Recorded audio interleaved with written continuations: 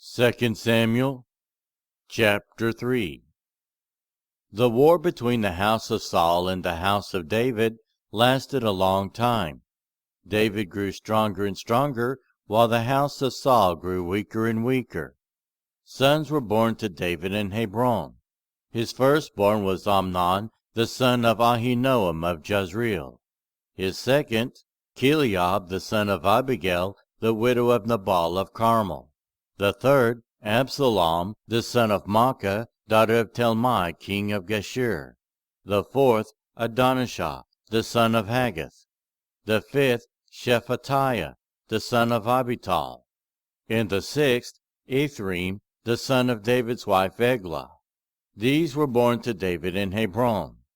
During the war between the house of Saul and the house of David, Abner had been strengthening his own position in the house of Saul. Now Saul had had a concubine named Rizpah, daughter of Aiah. And Ishbosheth said to Abner, "Why did you sleep with my father's concubine?" Abner was very angry because of what Ishbosheth said.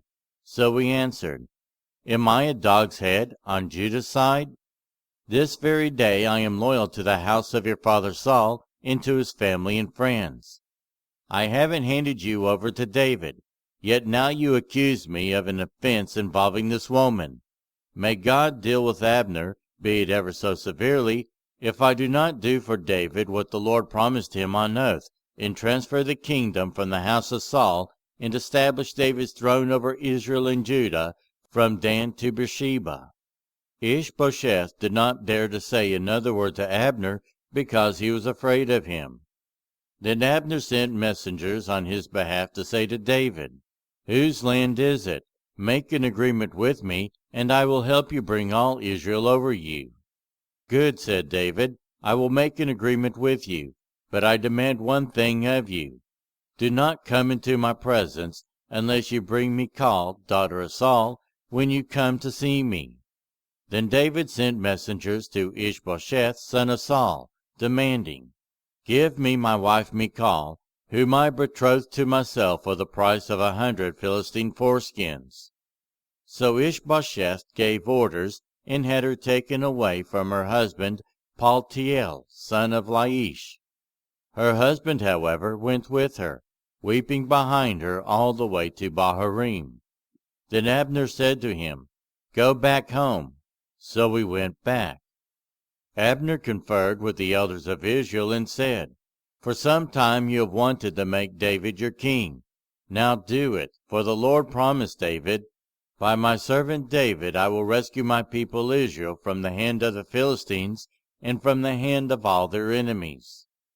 Abner also spoke to the Benjamites in person.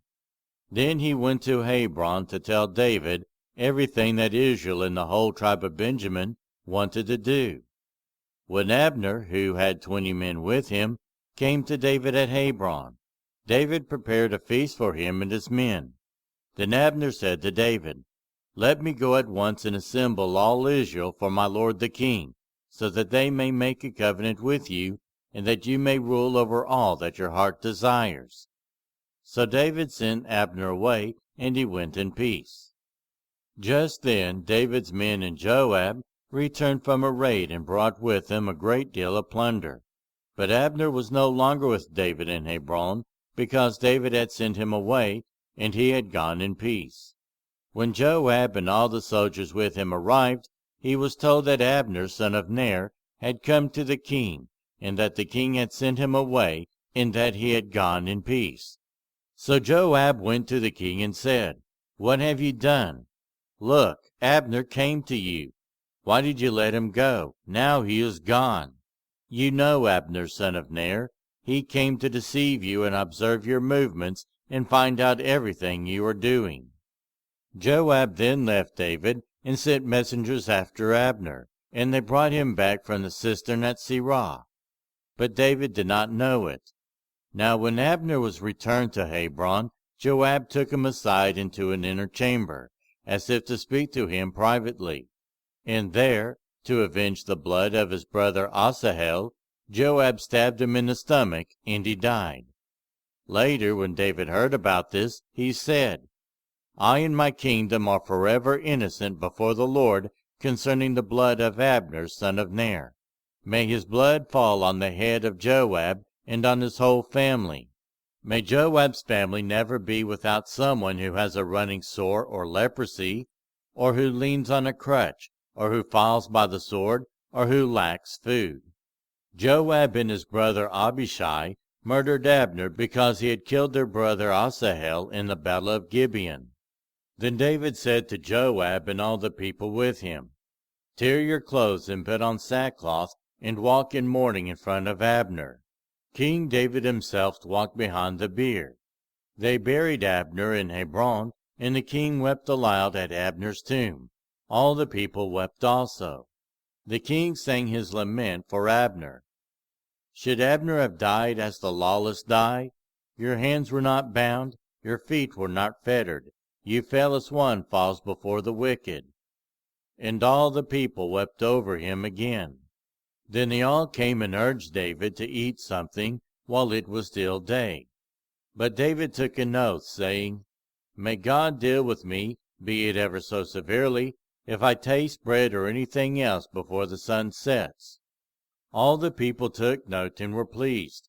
Indeed, everything the king did pleased them. So on that day all the people there and all Israel knew that the king had no part in the murder of Abner, son of Ner. Then the king said to his men, Do you not realize that a commander and a great man has fallen in Israel this day?